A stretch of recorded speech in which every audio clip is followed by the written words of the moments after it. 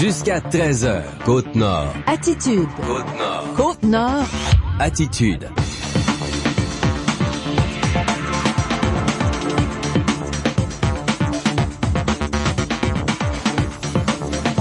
Bon mardi tout le monde et bienvenue à notre émission d'actualité d'affaires publiques à Pure FM. Mon nom est Jean Saint-Pierre et j'anime l'émission Côte-Nord Attitude sur les ondes du FM 94. Le mardi, le jeudi, je co-anime avec Tommy Auger de Cogeco TV. Bonjour Tommy. C'est moi-même, bonjour.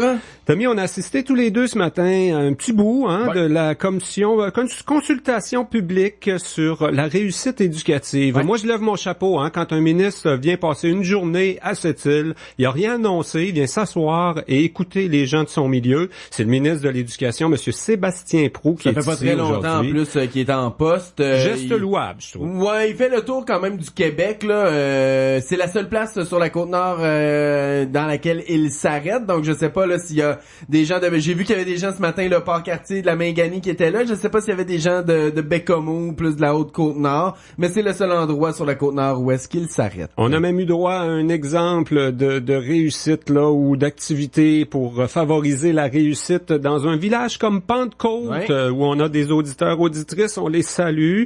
Monsieur Ferland qui est allé présenter ça. On va en parler de réussite scolaire, réussite éducative pour la Côte-Nord. Il y a une nouvelle politique qui s'en vient et le ministre est chez nous pour nous écouter. Alors, on va l'écouter un petit peu, le ministre va nous expliquer tout ça. Il devrait nous appeler vers 12h25, Monsieur Sébastien Proulx. Mais avant ça, vers 12h15, on reçoit Jeannine Hould, qui est présidente du syndicat de l'enseignement de la région du Fer. Bon, on vient parler de réussite éducative. Pourquoi pas en parler avec les profs?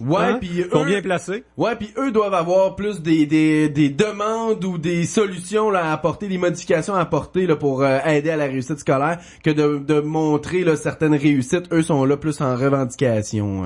Mais le syndicat a vraiment pris le temps là de parler de problèmes particuliers à notre région Côte-Nord. On va en parler avec Jeannine Hould dans quelques instants vers 12h15. Ensuite de ça, dans la deuxième moitié de l'émission, encore des sujets bien d'actualité. Le nouveau président de la Chambre de commerce de Sept-Îles, Steve Chapado, sera avec nous.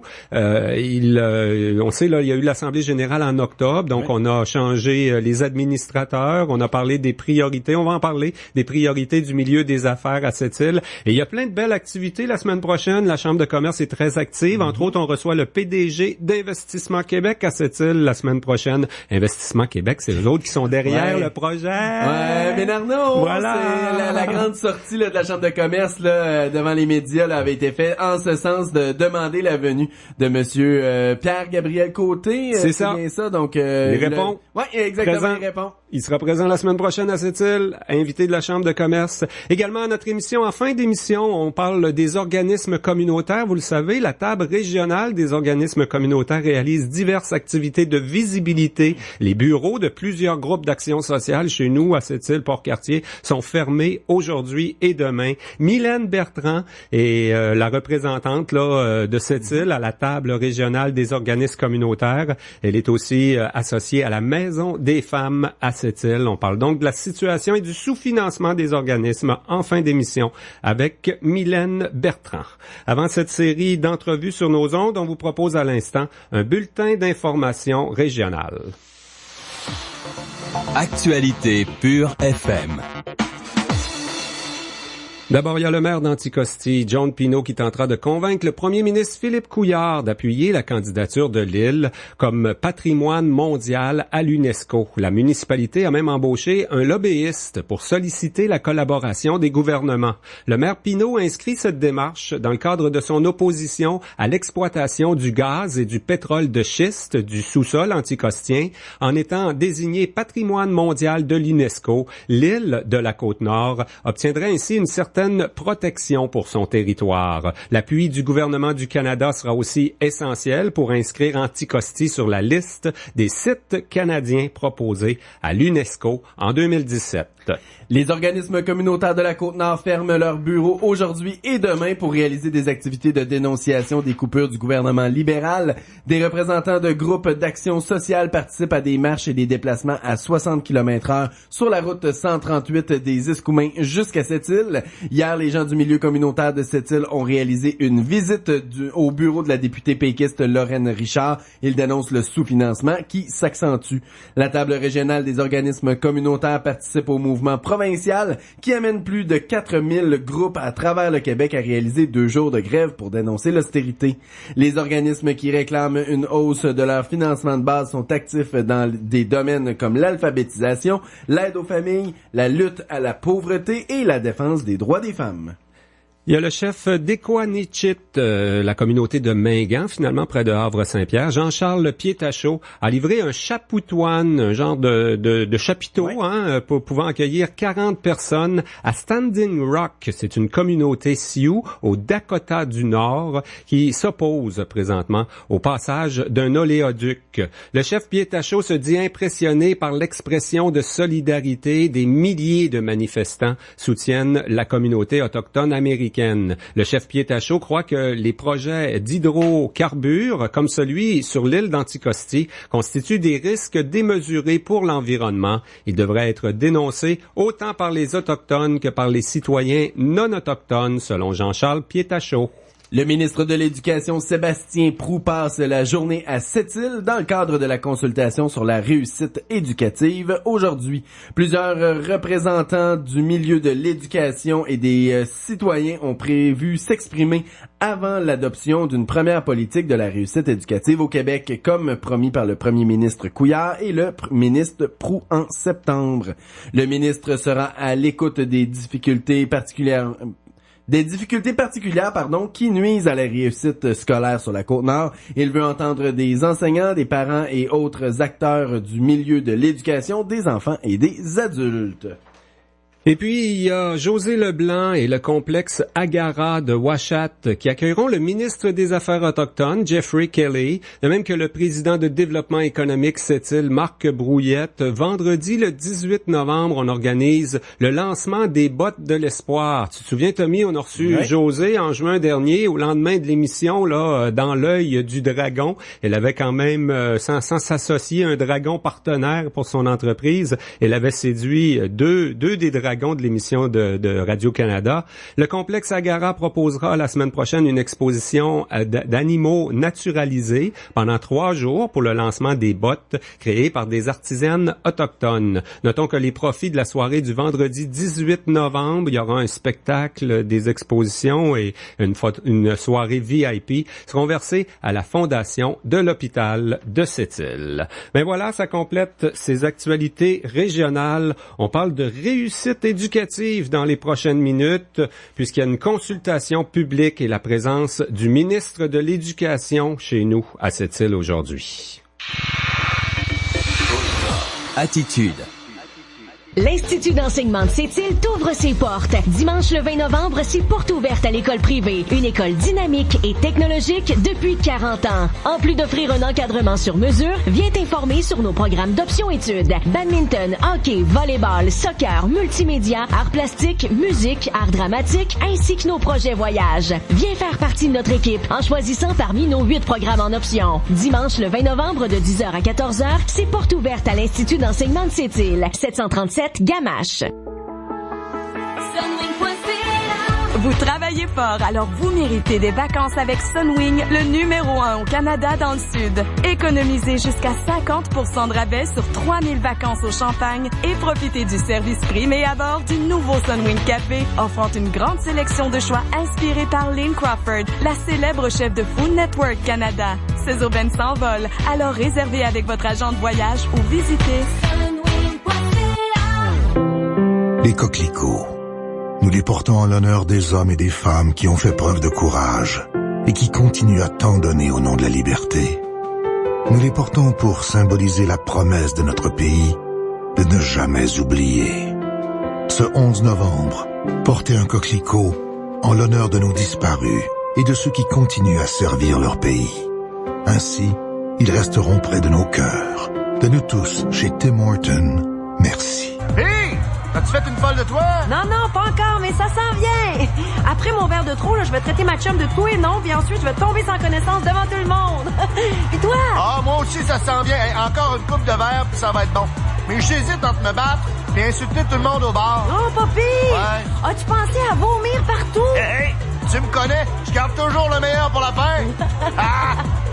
Si vous voulez vous faire remarquer pour les bonnes raisons, Éducalcool vous rappelle que la modération a bien meilleur goût. Jusqu'à 13h. Côte-Nord. Côte-Nord. Attitude.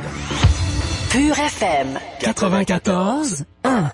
Eh bien, Tommy, tu y as assisté en partie ce matin, toi aussi, là. On Le était prendre ministre est quelques chez images. nous, vraiment à l'écoute. On parle de réussite éducative sur la Côte-Nord aujourd'hui dans le cadre d'une consultation du gouvernement. Je pense que l'exercice est bien louable. Parler de réussite éducative, on veut faire ça avec les profs aussi, hein? Ouais, mais en tant que nouveau papa que sa fille vient de rentrer à l'école, là, en maternelle déjà, je suis content de voir qu'on se penche en tant que société sur la réussite éducative de nos enfants. On a tellement, tu sais, avec les... T'as l'impression qu'on parle de l'avenir de ta fille, toi, là? Ben, c'est parce que avec la campagne électorale américaine, là, on a-tu entendu parler d'éducation et des écoles? Pas vraiment. Là, je suis content de voir qu'on parle des jeunes puis de la réussite éducative. On va en parler dans un premier temps avec la présidente du syndicat de l'enseignement de la région du Fer, Jeannine Hould. Bonjour. Oui, bonjour. Alors, ce matin, quand même un exercice louable. Hein? On voit pas ça souvent. Un ministre qui dit « Je viens passer la journée avec mon monde à Sept-Îles », c'est le ministre de l'Éducation. Il est assis là, puis il écoute. Oui, effectivement, puis il fait pas juste écouter, il prend des notes. Déjà bon. Oui, c'est déjà quand même intéressant. Là, il y a vraiment un intérêt qui semble tout à fait vrai, qui vient de son fond. Vous dites que c'est pas souvent qu'on voit ça. Si on remonte au précédent ministre de l'Éducation, vraiment, là, on est vraiment ailleurs. Là, on est bien content. Mais est-ce qu'on y croit? Finalement, ça peut être un geste aussi. Là, j'écoute, mais dans le rapport, on parle pas nécessairement des régions ou de Sept-Îles. Puis dans la réalité, on n'a pas nécessairement plus d'argent pour la réussite éducative. Ben, c'est sûr que dans un premier temps, nous, les gens du milieu de l'éducation, on était un peu déçus de voir qu'ils nous donnaient une place équivalente à monsieur et madame tout le monde pouvait venir s'exprimer, alors qu'on nous sommes les principaux acteurs dans la réussite des élèves. Fait qu'on aurait souhaité avoir un peu plus de considération, si on veut. Mais on s'est questionné, est-ce qu'on participe ou non? Bon, on s'est dit, ben là, tu sais, le syndrome de la chaise vide. Mais au final, on est content de voir, ces questions sont pertinentes, on a un contact direct avec lui, on voit qu'il est au fait des dossiers, il ramasse assez bien les commentaires de tout un chacun. Donc, est-ce qu'il sera aussi écouté qu'il semble nous écouter? Là, ça, l'avenir nous le dira. Il y a une grosse équipe autour de lui aussi. Il faut dire qu'il n'est pas seul. Moi, je voyais quand même beaucoup de gens là à différentes tables, au panel devant, avec lui devant, prendre des notes, écrire sur des tablettes. Ça, c'est encourageant aussi de voir que on ne parle pas seulement qu'à un ministre, mais on parle à une équipe. Effectivement, et puis de constater que il nous l'a dit, hein, que son chapeau s'est élargi là, hein, lui il a la petite enfance, la famille, puis déjà ça aussi c'est bien, hein. Oui, la façon dont il l'amène de dire que lui il voit ça globalement dans le développement de l'enfant, puis la petite enfance jusqu'à l'adulte, aux parents là, déjà c'est une vision nous qu'on pense qu'il pourrait faire une différence s'il est capable de mener plus loin là ses visions. Et pour le reste, c'est un nouveau ministre dans ce ministère-là, on va lui donner la chance au coureur comme on dit. On s'en reparlera après le rapport final ou l'adoption d'une première politique au Québec sur la réussite éducative. Du côté des syndicats, partout au Québec, hein, je voyais à Montréal récemment, le même exercice s'est fait. Là, on a beaucoup remis en question la réforme de 2000 là dans le milieu de l'éducation. On avait quand même beaucoup à dire au ministre là, tant à Sept-Îles que pour l'ensemble du Québec. Oui, effectivement, il y a des sujets qui sont communs, si tu veux là, en fin de compte, qu'on n'a pas voulu répéter en région, mais tout l'aspect effectivement là de l'échec de la réforme, disons-le. Aujourd'hui, on fait porter aux enseignants l'odieux, par exemple, d'avoir les diplomations, c'est pas au rendez-vous.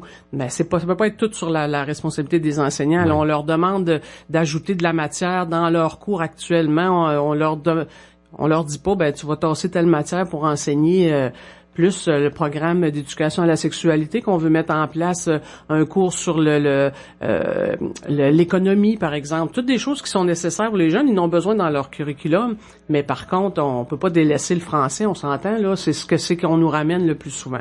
Donc, il va y avoir des discussions qui vont se faire au national, là, nos représentants vont porter ces dossiers-là qui sont communs pour l'ensemble des... Une des belles réflexions là-dedans, j'entendais le ministre en parler récemment, c'est l'évaluation des jeunes au Québec. Il y a beaucoup d'examens si on se compare à l'Ontario, là, pour finalement plus compliquer les choses peut-être, là, puis consacrer moins de temps aux apprentissages. Oui, effectivement. Il y en a été question ce matin aussi. La valeur là, de ces nombreuses évaluations. On sait que la bête noire pour la majorité des élèves du secondaire, le cours d'histoire en secondaire 4, là, ils ont changé le programme. À quelque part non plus, faut pas baisser les standards pour permettre d'atteindre un résultat qui vaudra ce qu'il voudra. Là. Alors l'ajustement du programme d'histoire, là, notre monde sont contents, là, mais il faudra voir là dans les faits comment ça va s'appliquer. Madame Ould, vous avez dit tantôt que vous voulez pas répéter ce qui a été dit au national. Quels sont peut-être 1 ou 2 points que vous voulez particulièrement transmettre au ministre et à son équipe pour ce qui est des particularités de notre région? Ben nous, ce matin, ce qu'on a présenté, c'est beaucoup la composition de la classe, la complexité des élèves dans les classes. Même ça, c'est dit partout parce que c'est une grosse difficulté qui est rencontrée. Faut demander au ministre de réinvestir. Nous, par exemple, ici, en commission scolaire du Fer, pour le support aux élèves, on avait 550 heures de moins de services directs aux élèves. Donc, les élèves qui étaient là l'an dernier, il y en a qui ont moins de services qu'ils avaient. Ensuite, on a aussi les élèves qui ont plus de problématiques qu'auparavant, toutes les dyslexies, dysphasies et compagnie, qu'on reconnaît maintenant. On voit que ces jeunes-là, ils vont plus loin dans le parcours scolaire, là, c'est pas rare maintenant, les jeunes vont au secondaire, ils vont au cégep, il faut que les gens soient prêts à les accueillir avec leurs outils pour leur permettre là, de développer, de devenir des citoyens là, qui vont contribuer à la société. Puis nous, c'est sûr qu'on a aussi la clientèle autochtone qu'on va être capable de recevoir dans nos écoles puis être là pour les accompagner parce que c'est une richesse quand même pour de les accueillir avec nous. C'est une bonne piste de réflexion. On pense aux Autochtones qui sont dans leur école, gérée par le conseil de bande, qui essayent de gérer au mieux la réussite aussi, mais qui souvent acceptent là, que ça leur prenne plus que 5 ans à faire 5 ans de secondaire, finalement. Oui. Mais il y a aussi beaucoup d'Autochtones à la commission scolaire du Fer dans nos écoles, Jean du Nord Manicouté, par exemple. Oui, puis au primaire, on reçoit souvent des jeunes qui viennent des villages qui sont pas nécessairement ceux de proximité ici. Ceux qui vivent hors réserve aussi. Oui, aussi, puis des jeunes de Shefferville, la Romaine. Souvent, ces jeunes-là, le niveau académique est pas au même...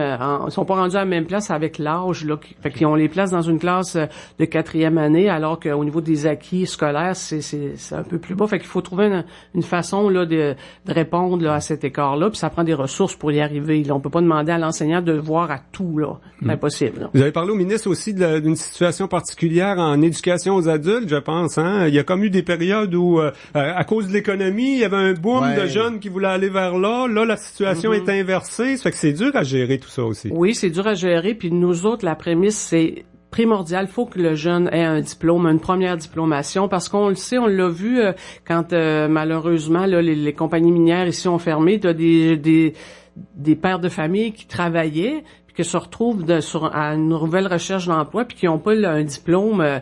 On n'est plus comme autrefois là où tu pouvais aller comme manœuvre dans bien des compagnies. Ça prend un diplôme. Alors, il y a une sensibilisation qui se ferait auprès des employeurs de pas venir chercher les jeunes dans secondaire 3 4 pour travailler dans un garage parce que ces employés sont partis ailleurs. Tu sais, sensibiliser les employeurs à l'importance de la diplomation pour ces jeunes-là. Il y a un travail à faire avec eux. Mais nous, la difficulté qu'on rencontre beaucoup en EDA, en formation professionnelle, c'est qu'il y a plus de temps mort maintenant entre le secondaire et les adultes. Dans mon temps, il fallait que tu aies été comme 2 ans à l'extérieur du circuit avant d'y avoir accès.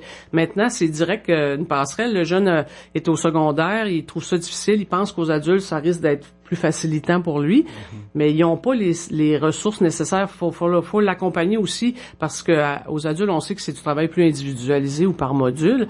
Des fois, c'est pas suffisant pour répondre aux besoins du jeune. Là, faut qu'il y ait de l'accompagnement, des ressources aussi pour lui. Et même chose en formation professionnelle, on a des jeunes avec des déficits d'attention qui doivent utiliser des outils à risque, puis l'enseignant est seul avec un groupe. Alors là, ça prend de la supervision. Fait qu'il faut le voir, là, ça, c'est important, là. Est-ce que sur la Côte-Nord, actuellement, on estime, là, que si on se compare, parce qu'on a quand même des réalités géographiques, là, un certain nombre d'étudiants, mais répartis sur un très, très vaste territoire, est-ce qu'on a les moyens pour la réussite éducative actuellement sur la Côte-Nord? Actuellement, ce qu'on peut dire, c'est que il y a eu tellement de coupures qu'indépendamment du territoire, là, on peut plus, là, on s'est fait dire, faut faire plus avec moins, on est capable, là, ça atteint des limites, ce discours-là, là, faut vraiment un réinvestissement si on va être capable de fournir aux étudiants ce qu'ils ont besoin pour obtenir une réussite plus ou moins longtemps. En même temps, j'étais pas là au début là de la rencontre vers 8h30 ce matin, mais le ministre, ce qu'il a dû expliquer, ce qu'il explique un peu partout, c'est que ça devient une priorité pour le gouvernement du Québec, l'éducation. Reste à voir les fonds qu'on va y associer dans les prochaines années. Ben, lui, il dit. Lui, c'est ce qu'il dit. J'ai hâte de voir si le gouvernement sera derrière lui pour quand il va ramener tout ce qu'il aura récolté là au travers les régions. À travers les ressources qu'on a, est-ce qu'il y a des choses qu'on peut améliorer dans la région? Est-ce que les principaux partis discutent des vraies affaires, comme on dit, là, en dehors de la négociation, là, c'est qu'on a fini de se chicaner avec le gouvernement sur une convention collective, avec la commission scolaire du FER, par exemple, on avance, on n'a pas assez de fonds pour avancer, ça fait que ça sert à rien de parler de solutions ou d'amélioration, quoi? Ben, c'est sûr qu'on nous dit que les coffres sont vides, là, c'est toujours la même rengaine, si vous voulez, mais là, il faut user d'ingénierie. On reste avec des élèves qui ont des besoins dans nos écoles auxquels il faut répondre. On a parlé beaucoup là d'identification d'élèves. Là. Un enfant qui arrive avec une problématique, si on attend d'avoir un diagnostic avant de lui donner un service, il va être déjà trop tard. Là. Fait qu'il faut intervenir tout de suite pour éviter que des problématiques se cristallisent ou quelque chose du genre. Puis il faut pas oublier aussi nos élèves doués qui, eux, passent dans le système, ils vont étudier chez eux, ils iront pas plus loin. Bon, c'est pas vrai, c'est pas ça qu'on veut. Non, mais ils finissent par s'ennuyer, ils finissent par décrocher à cause d'un ennui. Ça arrive, effectivement, là, ces jeunes-là qui peuvent trouver le temps long, là. Il faut pas les oublier, les négliger eux non plus, là. Mm-hmm. Il reste une partie, cet après-midi, ce sont les citoyens qui peuvent s'exprimer, là. J'ai vu une liste quelque part, il y avait déjà un bon nombre de personnes qui étaient déjà inscrites. Je pense que vous allez participer encore, les profs, c'est des citoyens oui, aussi, vous avez le droit d'être là. On s'est inscrit également individuellement. Alors, on va participer. Ça va être en table ronde. Puis, les commentaires qu'on a eu des collègues qui ont vécu l'activité, là, le ministre fait vraiment le tour des tables. Il prend le temps de s'asseoir avec les gens pour discuter. Fait que, il paraît qu'il va y avoir des jeunes aussi. Ça va être intéressant de voir leur point de vue, là. Fait qu'on va vivre ça ensemble. Fait que vous allez avoir accès au ministre quelques minutes pour discuter de points particuliers. C'est sur des thèmes précis cet après-midi ou on parle encore de réussite? On parle toujours d'amélioration vers la réussite. Ben, c'est de l'alimenter pour qu'il bâtisse sa politique de réussite éducative. C'est ça l'objectif de toute la tournée, hein. Ça fait qu'on faut y donner le plus de matière, possible là, pour que ça ressemble le plus à ce qu'on veut. On souhaitera juste que ça soit pas tabletté. C'est toujours la même chose avec toutes les consultations. Eh bien, Janine, si tu veux rester avec nous, regarde, on va continuer d'en parler avec le ministre Sébastien Proulx, qui devrait être au bout du fil présentement. Donc, on fait une courte pause et on continue sur la réussite éducative. Le ministre Sébastien Proulx, à l'écoute des gens de Sept-Îles et de la Côte-Nord aujourd'hui. Attitude. Les communautés membres de la nation Innu, Boralex et Rez souhaitent vous rencontrer afin de vous présenter l'avancement du projet éolien Apuiat. Des séances d'information auront lieu le 8 novembre de 15h à 20h30 au Club de l'Âge d'Or à Rivière-Pentecôte et le 9 novembre de 15h à 20h30 à l'Agora du complexe récréatif et culturel de Port-Cartier. Une équipe sera sur place pour répondre à vos questions et échanger avec vous. Il s'agirait du premier parc éolien sur la Côte-Nord. Pour plus d'informations, rendez-vous au www.apuiat.com.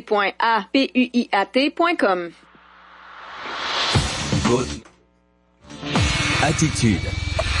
Pure FM 94.1.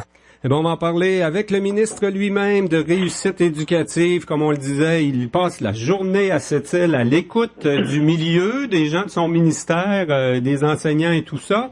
Monsieur Sébastien Proulx, bonjour. Bonjour, M. Sapien.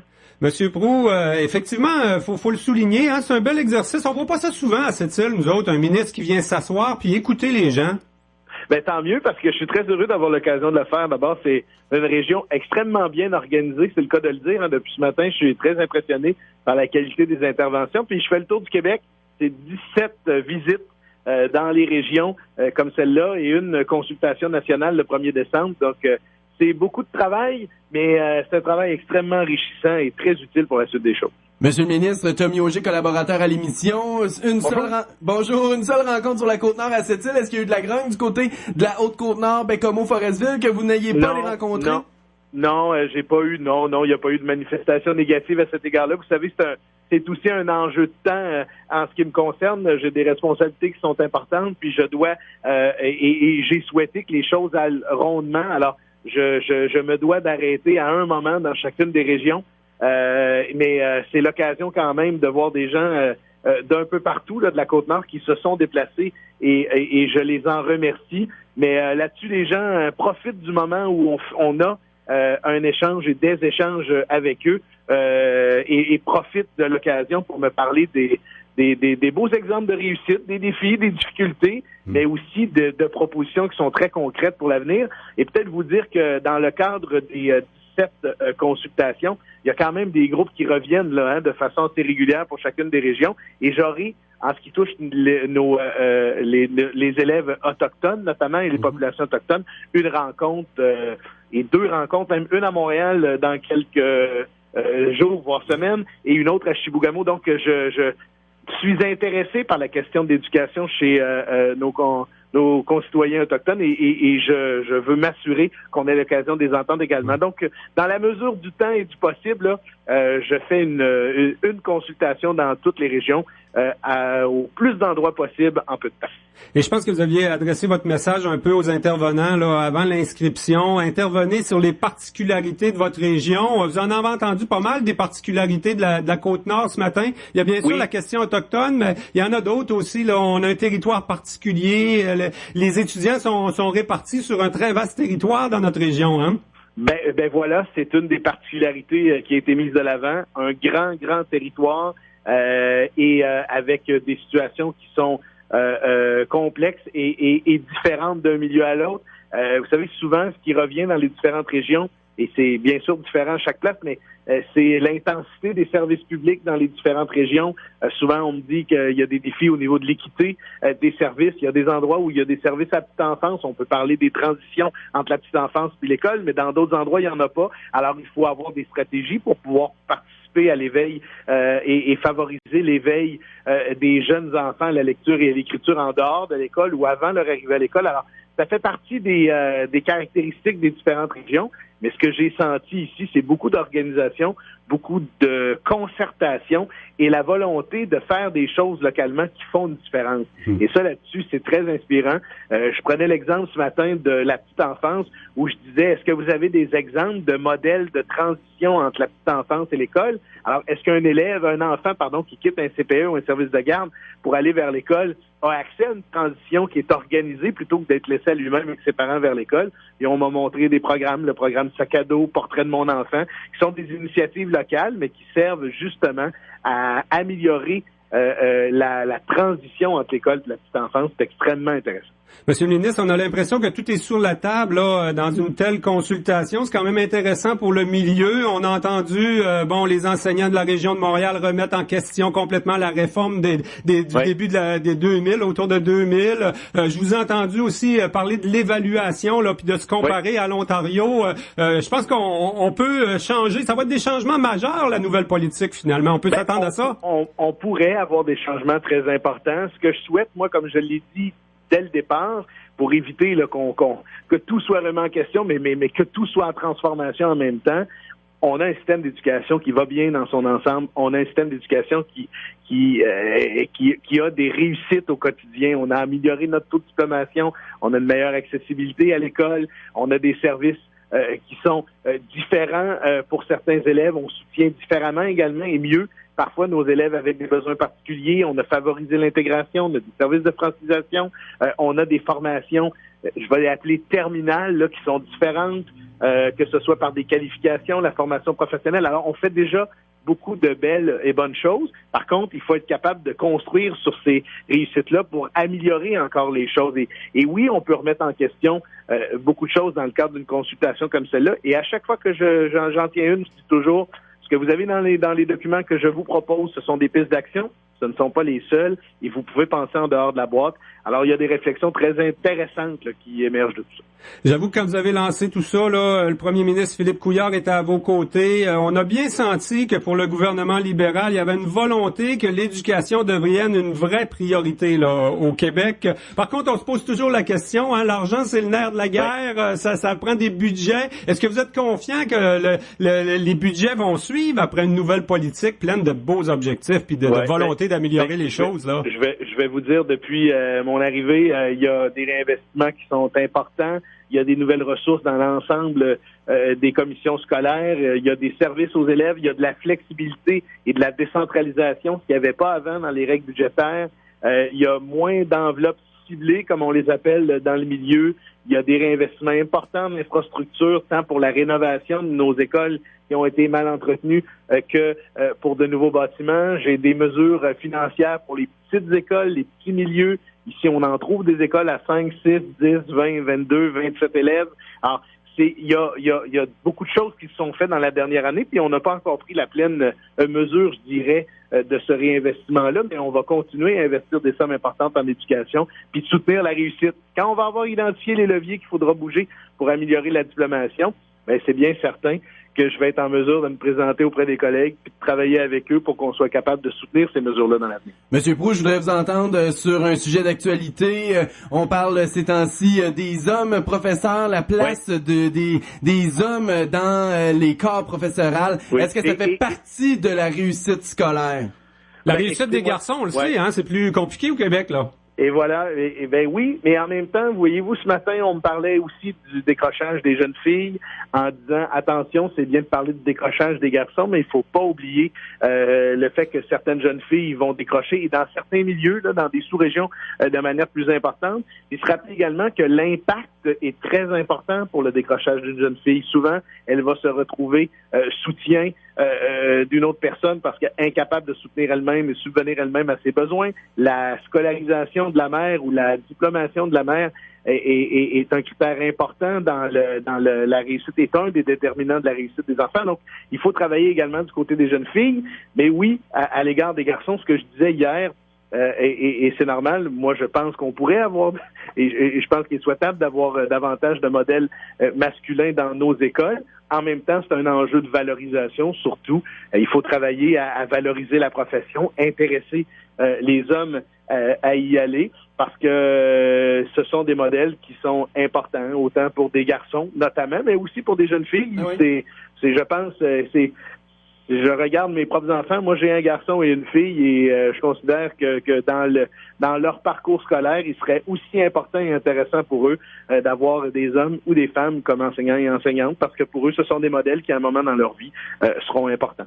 En terminant, M. Proulx, on l'a mentionné, même la présidente du syndicat de l'enseignement sur nos ondes tantôt l'a mentionné, c'est un bel exercice, on a senti l'écoute, le ministre passe toute la journée chez nous. Les questions que les gens ont par la suite, c'est quel sera le suivi de ça? Est-ce que cette île aura été entendue? Est-ce qu'il y aura éventuellement des améliorations qui vont venir sur le vaste territoire de la Côte-Nord? On peut difficilement rassurer les gens que vous avez bien entendu ce qui s'est dit aujourd'hui. On vous a vu prendre des notes puis tout ça, mais le suivi? Ben, écoutez, vous dire deux choses. La première, c'est que tout ce qui s'est dit et entendu sera revu et analysé autant par les gens du ministère que les gens de mon équipe.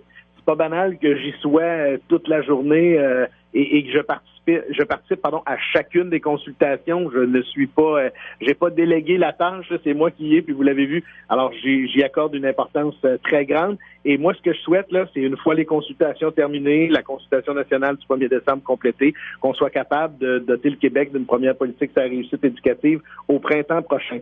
Mais vous savez, il y a des choses qu'on peut faire là, sans tout transformer, et il y a des choses très je dirais très pratiques là, qui nous sont exprimées dans les différentes régions, dont ici en Côte-Nord. Je prends l'exemple de la formation professionnelle où il faut donner un peu de flexibilité. Et ça, j'entends ça et je pense que les gens vont voir au cours des prochains mois que je suis à l'écoute de ce qui a été dit et entendu et que j'ai à cœur le développement des régions, la flexibilité qu'il faut donner aux régions et les particularités propres aux régions qui font en sorte que les mesures mur à mur, il faut s'en éloigner le plus souvent possible.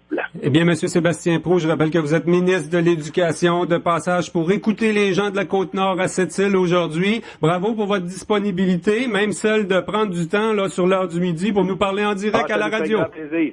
Merci beaucoup. Au revoir. Jusqu'à 13h. Côte-Nord. Attitude. Quand on pense au temps des fêtes, on pense au réveillon. Mais des occasions de festoyer, il y en a bien avant ça. Chez IGA, on appelle ça des pré-veillons. Un brunch dans la belle famille le 9 décembre, un souper avec les voisins le 12 ou encore le fameux party de bureau le 16. Cette année, c'est moi qui l'organise. Pour toutes ces occasions, faites appel à notre service de buffet, le traiteur IGA, pour combler tous vos invités. Bon, une bonne affaire de régler. Cette année, préparez-vous de beaux préveillons avec IGA. Eh boy que c'est pas chaud à matin. Oh ouais? Mais je te le dis, en plus à la radio, ils viennent d'annoncer du gel au sol pour cette nuit. As-tu dit gel au sol? Les motoneiges 2017 sont enfin arrivés chez Atelier Laforge. Passe faire ton choix dès maintenant et réserve ta motoneige neuve ou obtiens jusqu'à 1500 $ de rabais sur les modèles 2016 restants en inventaire. On a aussi le plus grand choix de motoneiges usagés sur la Côte-Nord, disponible dans différentes marques, inspectées et garanties. Visite dans la section usagée du atelierlaforge.com. En plus, on a du financement disponible en magasin. L'hiver s'en vient. Garde-toi. Atelier Laforge, 1167 Boulevard d'Or, 962-6051. Jusqu'à 13h. Côte-Nord. Côte-Nord. Attitude. Pure FM. 94.1. On revient sur l'Assemblée générale annuelle qui a eu lieu en octobre de la Chambre de commerce de Sept-Îles. On va parler des perspectives économiques et de plein de belles activités dans le milieu des affaires qui s'en viennent. La semaine prochaine, entre autres, la Chambre de commerce est très active. On a avec nous la directrice générale de la Chambre de commerce de Sept-Îles, Émilie Paquette, de même que le président, le nouveau président, Steve Chapado, élu le 17 octobre dernier. Tout s'est confirmé le 17 octobre dernier à l'Assemblée générale. Bonjour, Steve Chapado. Bonjour à vous. Bienvenue à Côte-Nord Attitude. Bonjour, Émilie. Bonjour. Bonjour, Émilie. D'abord, une belle équipe, là. Une assemblée générale, c'est l'occasion de revoir qui siège au conseil d'administration, qui s'implique à ce niveau-là. On a quand même pas mal de monde impliqué à la Chambre de commerce ici. Ben exactement. Au niveau de notre conseil d'administration, le conseil est formé de 15 administrateurs qui proviennent de différents horizons au niveau de la communauté d'affaires. Exactement. Nous, on veut profiter de cette pluralité-là pour avoir différents points de vue, différents horizons, ce qui nous permet de s'engager sur les différents volets, là, parce qu'on parle développement économique, c'est pas seulement la grande industrie, hein, on parle l'industrie culturelle, également l'industrie au niveau des commerces de détail, au niveau des services en général, donc aussi au niveau des différents organismes, au BSL, on pense aussi au niveau des donneurs d'ordre, au niveau gouvernemental, donc on a tout intérêt à profiter de la richesse de tous ces gens-là. Oui, puis on le sait, hein, ça s'appelle des chambres de commerce, mais ça regroupe pas juste des commerçants, hein, dans le milieu des affaires, il y a des entrepreneurs en construction sur votre CA, des professionnels, des notaires, des avocats. Même des gens en retraite. Même des retraités, même oui. Des gens en retraite, je voyais, là. Ça, c'est un atout d'aller chercher des gens qui ne sont plus nécessairement directement actifs dans le milieu du commerce, mais qui ont une expertise et une expérience. En vertu de nos règlements, c'est toute personne ou toute corporation qui a un intérêt pour le développement économique de cette île et du développement de ses ressources. Donc, toute personne qui est intéressée justement à devenir membre de la Chambre de commerce peut le faire. Et nonobstant le lieu, ça peut être des gens aussi, des organismes de l'extérieur. Donc, nous, on est prêt à accueillir comme membre toute personne intéressée pour le développement économique de notre... Pour bien comprendre votre mission, justement, Steve, là, c'est un regroupement de gens d'affaires. Vos activités, c'est beaucoup de l'animation économique, formation, des dîners-conférences, des choses comme ça. Hein? En fait, il y a 4 principaux volets. Le volet information, hein, on est là pour informer les gens d'affaires sur différents dossiers. D'ailleurs, Émilie va vous faire part des différentes activités qui a lieu à court terme la semaine prochaine et ceux à venir. Aussi un volet de formation. Un volet de formation qui est très important parce que pour outiller nos entrepreneurs sur la gestion du changement, la gestion des ventes, les ressources humaines, donc vraiment des fonctions critiques pour l'évolution de nos entreprises. Aussi un volet de représentation où fondamentalement une chambre de commerce est un organisme de lobbying qui est là pour exercer un certain pouvoir d'influence auprès des décideurs. On pense au niveau municipal, au niveau provincial, fédéral, puis aussi dernier volet, mais un volet de concertation, autant avec les organismes du milieu qu'avec les organismes régionaux. On pense, exemple, à une alliance de chambres de commerce au niveau régional, au niveau Côte-Nord, pour faire évoluer les dossiers beaucoup plus régionaux. Donc vraiment, nous, on axe vraiment, c'est vraiment nos quatre secteurs d'intervention pour lesquels on a un plan a été réalisé là cette année et qu'on va voir évoluer au cours des 2 prochaines années. Et Steve Chapadeau, bon, tu es associé à la Chambre depuis même, je pense, plus d'1 an. Là. Tu devais être déjà sur le conseil d'administration pour arriver à la présidence, mais tu arrives quand même dans un contexte économique particulier. On en parle beaucoup, là. On a encore une certaine dépendance à l'industrie du fer, puis le prix du fer a descendu très, très bas. Est-ce que ça se ressent, par exemple, dans les états financiers de la Chambre de commerce, le contexte économique particulier? Ben nous, on voit une principale diminution. En termes de membership, on parle de stabilité. On a conservé le même nombre de membres. On a conservé le même nombre de membres. Plus de 200 membres, quoi? On est près de 400 membres. Ah oui, c'est bon. Avec les personnes un gros déléguées. regroupement de gens d'affaires. Puis quand on regarde nos taux de pénétration dans l'ensemble du marché, on est parmi une des chambres de commerce les plus performantes. On a un taux de pénétration d'à peu près 45% des entreprises qui font partie de la chambre de commerce. Donc, nous, c'est un gros avantage. Puis on réussit à maintenir ce membership-là. Mais effectivement, on voit dans le cadre de certaines activités, notamment nos dîners, mais on voit que les difficultés économiques de certains membres, on a une baisse de revenus à ce niveau-là.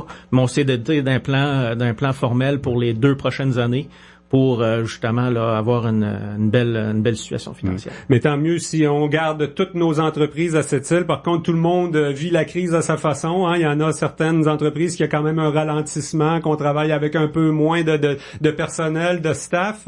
Est-ce que on le sent dans le moral des troupes, comme à votre assemblée générale du 17 octobre, là, la morosité ou le contexte économique, ou si les gens sont plus en mode, là, on se retrousse les manches à cette île, puis on va de l'avant avec d'autres affaires, la diversification notamment? Ben moi je me suis donné comme mandat personnel, comme nouveau président de la Chambre de commerce, c'est réinstaurer un climat de confiance au niveau de la communauté d'affaires. On voit que on peut facilement tomber dans des exemples où oui, ça va mal, mais il reste qu'il y a des opportunités, malgré que oui, on est dans un contexte qui est pas facile, il y a des opportunités pour nos entreprises, il y a des opportunités à venir.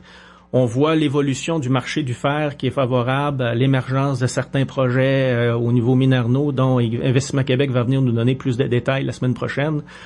Nous, on voit comme diversification, oui, qu'il y a des grandes opportunités qui sont en cours.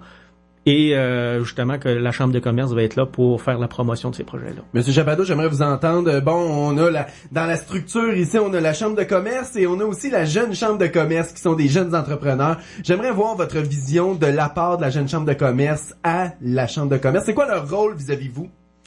Ben nous, c'est vraiment un comité qui est autonome. C'est relié à la Chambre de commerce, mais c'est vraiment un comité autonome qui est là avec ses propres orientations. Et il y a d'ailleurs le président de la Jeune Chambre ou la présidente de la Jeune Chambre là, qui fait partie d'office comme membre observateur de la Chambre de commerce. Donc, ils sont capables de nous faire part un petit peu de les besoins au niveau des jeunes. Et nous, on est capable aussi de les orienter par rapport à certaines actions à faire ou à prendre. Donc, vraiment une certaine communication quand même entre les deux, là. C'est certain, parce que nous sommes l'organisme porteur de la Jeune Chambre. Okay. La Jeune Chambre, c'est aussi pour nous un optique de relève. On veut former des jeunes entrepreneurs à comment ça fonctionne une chambre de commerce. Donc ça nous aide aussi beaucoup. C'est la relève de la chambre. Mais aussi au niveau, par exemple, de réseautage, comment ils peuvent prendre leur place dans leur communauté, commencer à participer à des activités. Le mentorat, on en a entendu parler beaucoup dans les dernières années. En fait, c'est un peu du coaching qu'on fait là avec la Jeune Chambre, mais ce qui est important de souligner, c'est qu'ils sont indépendants dans le sens que c'est leur propre comité, ils font leur propre AGA aussi, ils décident qui vont être leurs présidents. Ils ont leur propre analyse des situations. Là. Exactement. Mais c'est certain qu'en même temps, leur rôle n'est pas nécessairement de faire tant que ça de la représentation publique, d'où le volet de la Chambre, mais ils peuvent en faire aussi sur certains sujets. Mais on est toujours en lien puis on s'assure là, d'être en concordance. On a le même objectif, le développement économique de notre ville. Et pendant qu'on a la directrice au micro, on va parler de cette semaine qui s'en vient. Là, mon Dieu, on n'a pas pu arranger le calendrier autrement. On a comme 3 activités mardi, mercredi prochain quand même. Ça va être très... Vous allez être là. Ben exactement, quand on a le président de l'UMQ qui t'appelle pour te demander d'organiser un dîner, on dit pas non. Quand on a le PDG d'Investissement Québec non plus, puis souvent on est un peu coincé avec leurs agendas surchargés, ces personnes-là très importantes au Québec. Donc effectivement, mercredi prochain et mardi et mercredi prochain, on a des activités. Donc le 16 et le 17, peut-être que je me trompe là, dans le calendrier. Jeudi, ouais, c'est ça. Je pense que ça donne mercredi, jeudi. Mercredi, jeudi. Merci Tommy d'être venu à mon secours. Ouais, on va sortir le calendrier. Mercredi le 16, le président de l'Union des municipalités du Québec, M. Bernard Sévigny, sera avec nous. Qui va venir nous parler de sa vision du développement économique, mais surtout de le rôle que les municipalités ont dans ce développement-là. Et puis jeudi, on a la tournée du manufacturier innovant. Qui est une tournée pilotée par la Fédération des chambres de commerce du Québec en collaboration avec Investissement Québec, les fonds de solidarité du Québec aussi, les manufacturiers exportateurs du Québec. On aura des représentants de chacun de ces secteurs-là qui vont venir discuter de l'importance de l'innovation dans les entreprises, entre autres manufacturières, mais on parlera pas que de ça non plus. J'imagine. Ça va peut-être s'inscrire dans le prolongement de ce qu'on vit cette semaine là du côté du cégep de Sept-Îles, savoir à faire, tremplin vers le nord. Il y a quand même une gang d'étudiants là. Steve a et là il passe ces journées-là présentement. Je pense qu'Émilie elle doit faire la navette entre le bureau puis le cégep de ce temps-ci. Quand même tremplin vers le nord. Il y en a là des projets innovants là qui vont peut-être se poindre cette semaine à l'horizon. Espérons-le. En tout cas, on collabore vraiment beaucoup avec Développement économique Sept-Îles pour ça. Moi, entre autres, je suis animatrice de groupe pendant 2 jours là, avec les 2 thématiques. C'est extrêmement intéressant. Je vous souhaite d'avoir à l'issue de cette semaine-là des intervenants de Développement économique Sept-Îles qui vont être en mesure de plus vous parler des retombées concrètes de tout ça. Du côté du calendrier de la Chambre, la même journée qu'on parlait tout à l'heure, le 17, sur l'heure du midi, on aura un dîner-conférence avec M. Pierre-Gabriel Côté, qui est le PDG d'Investissement Québec. Où M. Côté, à notre demande, vient nous expliquer la place qu'Investissement Québec prend dans notre ville. Est-ce qu'on le prend comme une réponse à votre dernière conférence de presse? Carrément, vous l'avez interpellé puis il vient, c'est bien? Oui, ça faisait longtemps que M. Côté nous avait promis qu'il allait venir, surtout concernant le dossier Mine-Arnaud. C'est dans ce cadre-là qu'on lui avait fait la demande. Et puis, suite à la conférence de presse, on a eu des coups de fil qui se sont faits, puis ils ont accepté notre invitation. Ils viennent parler de la place d'Investissement Québec dans notre milieu, mais aussi faire le point sur le dossier Mine-Arnaud. On a certainement beaucoup de questions à ce sujet-là et beaucoup d'intérêt envers ce dossier-là. J'imagine que l'endroit qui a été choisi, le Carrefour Labbé, pour accueillir le plus de gens possible, je pense que on imagine qu'il y aura beaucoup de gens qui vont se présenter. On va se le souhaiter. On est toujours à la recherche de la réelle information dans des dossiers comme ceux-là. Donc, c'est une occasion pour venir s'informer là, pour les membres de la Chambre de commerce. Est-ce qu'on a une limite de place? On a quand même 2 gros dîners la semaine prochaine. Là. Le président de l'Union des municipalités du Québec est ici mercredi midi. Le jeudi midi, c'est le président directeur général d'Investissement Québec qui va sûrement parler de Mine-Arnaud. Je pense que tout le monde doit aller dîner là. Il reste-tu des places? Oui, il reste encore amplement de place et on a notre tout nouveau système d'inscription en ligne où les gens, à partir de notre site web, ont simplement à cliquer sur le lien pour l'événement. Ils peuvent s'inscrire et payer par carte de crédit directement en ligne. Et c'est quoi, Jean?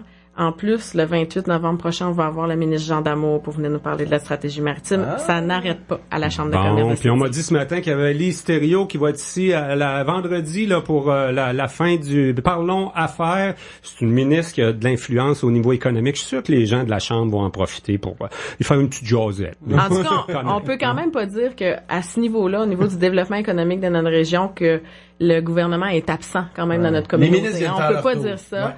Ouais. Ils ont un grand intérêt. On parle de plan Nord, de développement économique, d'Investissement Québec et les gens sont présents. On sent qu'on a un grand intérêt de leur part, mais il faut aussi qu'ils nous écoutent lorsqu'on leur parle. Émilie Paquette, merci beaucoup pour ces informations. Steve Chapado, c'est quand même un gros défi. Félicitations pour ta nomination au président du conseil d'administration. Mais j'ai l'impression qu'il y a 2 bonnes années qui s'en viennent quand même. C'est des défis aussi, tout ça. Puis du temps, hein? On voit que déjà à court terme, l'agenda est passablement dérangé par rapport... dérangé dans le bon sens parce qu'on... Tu es obligé de revoir ton horaire au bureau, toi, là. Exactement, mais on trouve les façons de concilier les choses, puis... Moi, quand on prend un poste comme président là-dessus, moi, ce que je dis à mes équipes souvent, moi, dans mon organisation, on n'est que de passage. C'est vrai dans la vie, mais imaginez-vous dans les organisations, nous sommes que de passage, oubliez jamais ça. Donc, c'est quoi être de passage? Mais c'est de reconnaître les gens qui nous ont précédés, tout le travail qui a été fait avant nous, que nous, on hérite en venant dans un poste comme ça, puis surtout la responsabilité qu'on a de léguer éventuellement cet héritage-là à quelqu'un d'autre. Oui. Je pense que ça doit élever notre niveau de responsabilité au plus haut niveau, puis travailler dans l'intérêt commun de nos membres chez nous à la Chambre des commerces. Ben, quand on a une bonne vision, une bonne mentalité, il y a des gens de passage qui laissent leur marque, cher ami. Exactement. Un gros merci pour votre passage à Côte-Nord Attitude ce midi. Merci à vous. Merci, au plaisir. Côte-Nord Attitude. Les communautés membres de la nation Innu, Boralex et Rez souhaitent vous rencontrer afin de vous présenter l'avancement du projet éolien Apuiat. Des séances d'information auront lieu le 8 novembre de 15h à 20h30 au Club de l'Âge d'Or à Rivière-Pentecôte et le 9 novembre de 15h à 20h30 à l'Agora du complexe récréatif et culturel de Port-Cartier. Une équipe sera sur place pour répondre à vos questions et échanger avec vous. Il s'agirait du premier parc éolien sur la Côte-Nord. Pour plus d'informations, rendez-vous au www.apuiat.com. Regardez. Sur les 25 personnes autour de vous, il y en a une porteuse du gène responsable de la fibrose kystique. Oui, c'est vrai. Un Canadien sur 25 est porteur du gène. Si 2 personnes porteuses du gène ont un enfant atteint de la fibrose kystique, cet enfant souffrira d'une maladie mortelle détériorant la respiration et la digestion. Rejoignez ceux qui luttent contre la fibrose kystique. Pour en savoir plus, visitez lefibrosekystique.ca. De Nashville à la Côte-Nord. Je vous invite à être du rendez-vous ce samedi 17h pour De Nashville à la Côte-Nord. Vos salutations et demandes spéciales. Soyez-y samedi 17h à 21h. Pure FM 94.1. Côte-Nord Attitude. Pure FM 94.1. Pas encore la fin, c'est pas encore la fin, Jean. Mal quand même un peu partout au Québec présentement, les organismes communautaires sont dans la rue. Il y a 2 jours de grève ici sur la Côte-Nord. On a une table régionale des organismes communautaires. Madame Mylène Bertrand est avec nous. Madame Bertrand est la représentante de Sept-Îles, je pense, au sein de la table régionale des organismes communautaires Côte-Nord. Bonjour. Bonjour à vous. Madame Bertrand est aussi associée à la Maison des femmes ici à Sept-Îles. Exactement. Pour bien comprendre, là, les organismes communautaires, il y en a beaucoup dans toutes sortes d'horizons finalement. Ça regroupe qui chez nous à Sept-Îles quand on parle d'une table régionale des organismes communautaires? On peut dire que sur la Côte-Nord, on compte 120 membres, 120 organismes communautaires qu'on compte. Ça va de la cuisine collective aux défenses de droits, la lutte à la pauvreté, l'aide à l'emploi, l'alphabétisation, les maisons d'hébergement, les refuges, maisons des jeunes, les groupes des femmes, maisons de la famille, les centres d'extra bénévoles, l'éducation populaire, l'environnement et beaucoup plus. Ouais, ça en fait, là. Il y en a beaucoup. Donc, vous représentez quand même, là, beaucoup d'organismes qui ont divers mandats, diverses missions. Comment on fait pour parler d'une seule voix pour tous ces gens-là? Quand on entend par une seule voix... Quand la troc, là, dans le fond, on a des revendications, on essaie de parler au nom des organismes communautaires, mais on touche tellement à plein de choses, chacun a des besoins particuliers.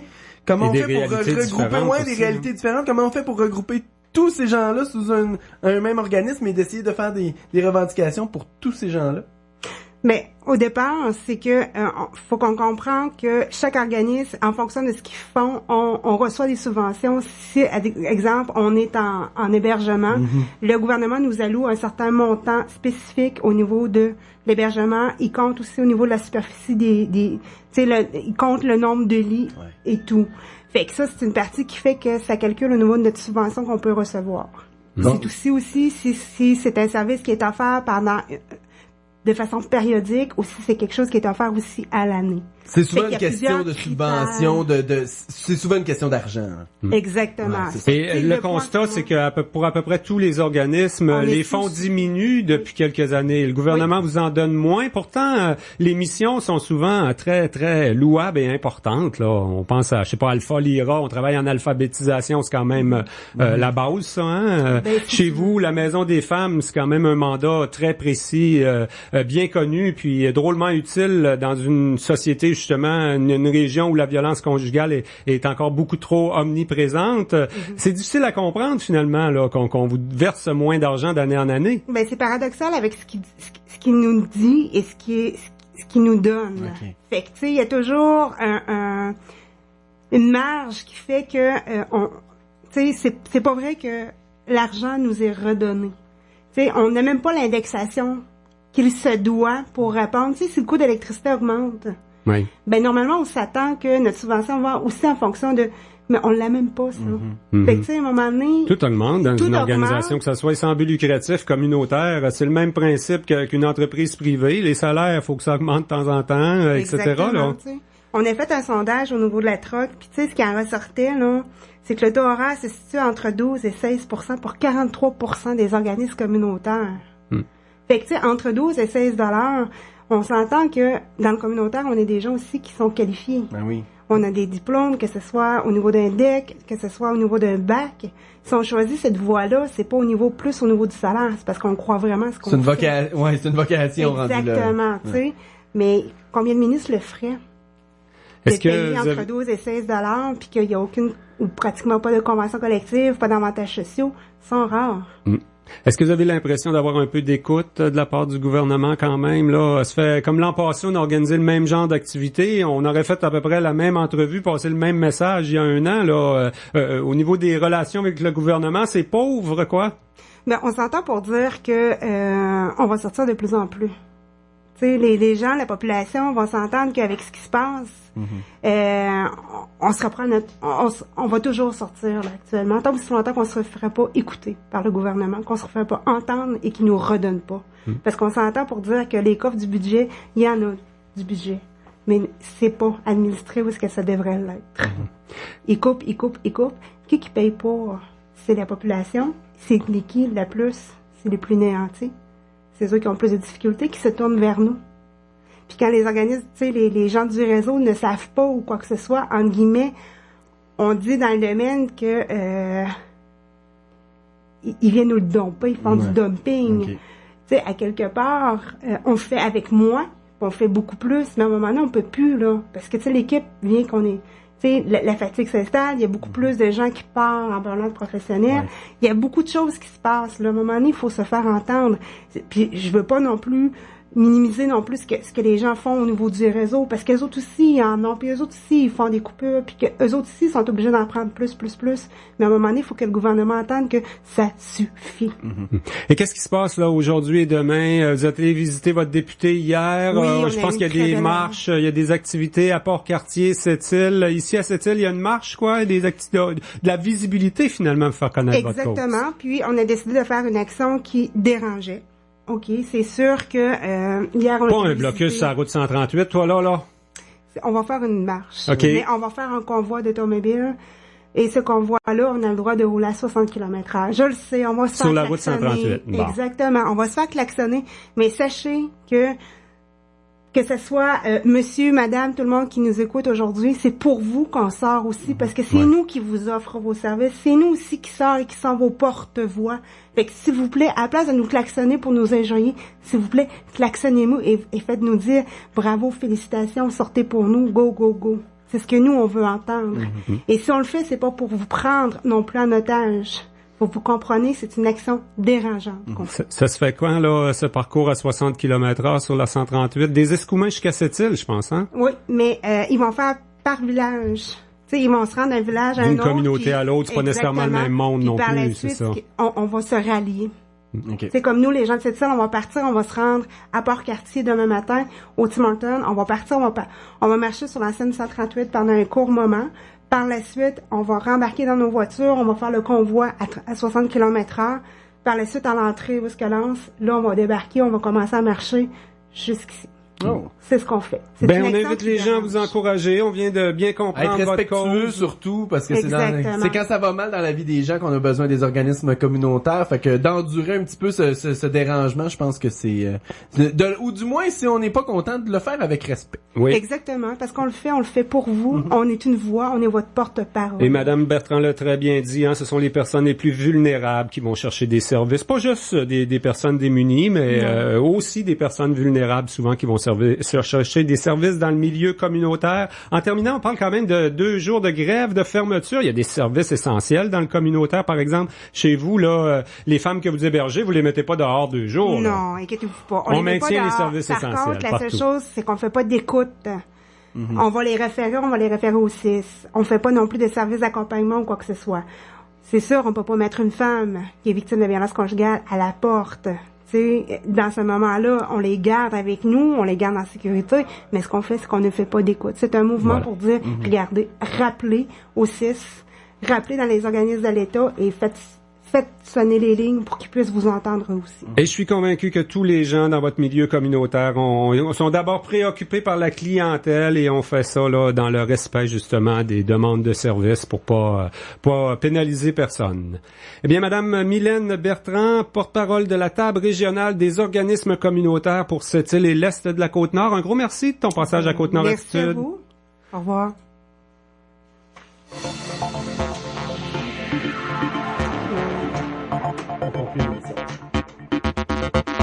Tommy, ça complète Côte-Nord Attitude. On sera de retour demain midi. Toi, t'as une émission à Cogeco ce soir, non? Oui. On va parler de la réussite scolaire, là, évidemment. Là, je serai de passage de ce côté-là. Et je vais parler également depuis l'ouverture de la piscine, là, qu'est-ce qui s'est passé de ce côté-là. Fait qu'écoutez, connecté sur cette île et Port-Cartier, mercredi 18h30 à Cogeco TV. Et demain, à Côte-Nord Attitude, on parle entre autres avec Joël Vaillancourt, de même qu'avec le président de l'Union des municipalités du Québec.